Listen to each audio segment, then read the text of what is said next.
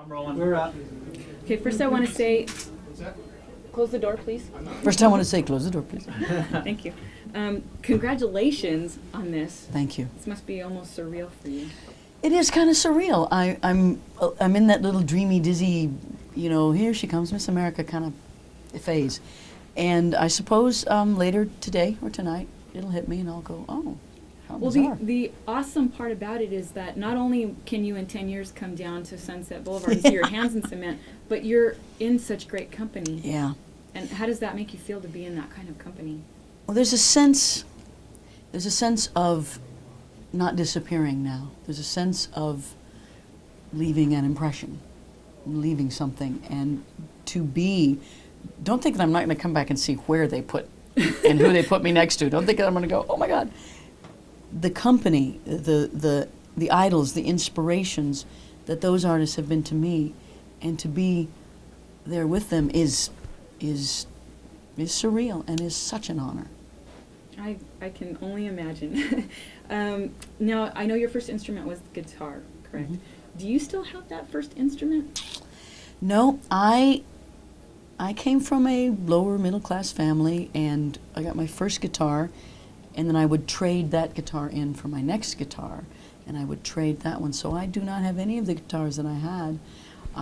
I've thought of hunting them down, but I think that might be an impossible endeavor. But I wish I did. I have pictures of them. Well, I'm sure the owner of that first guitar would love to know who used to own it.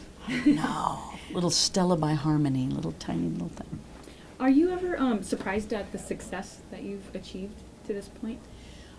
Surprised? I'm not surprised because I always wanted it, and I always talked about it, and I always planned on it.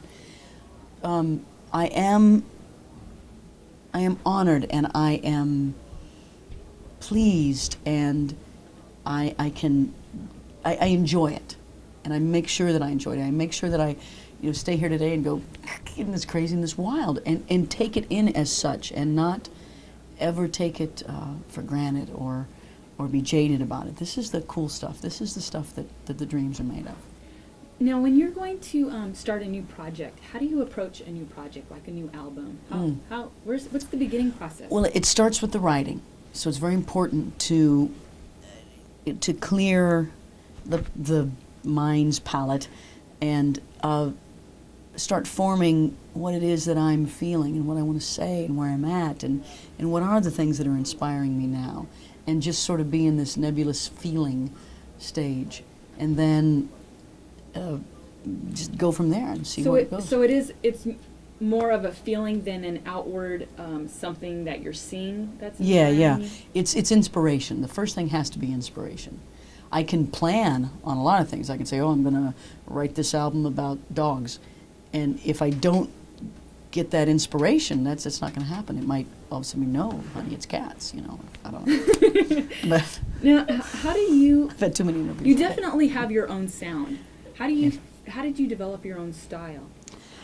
I think that sound and style came from the mix of music that I used to listen to. I was not raised on one type of music. I grew up in the Midwest, where the one channel that we had was that top 40. It was rock and pop and dance and R&B and soul and Motown and country, all on one station. So I never thought that there were that there was only one style. So my style is a definite mix of all that. Okay, we have time, Frankie. 3 minutes. Okay, one more question. What I'd like to know is, do you still study your craft, and do you look to others for guidance?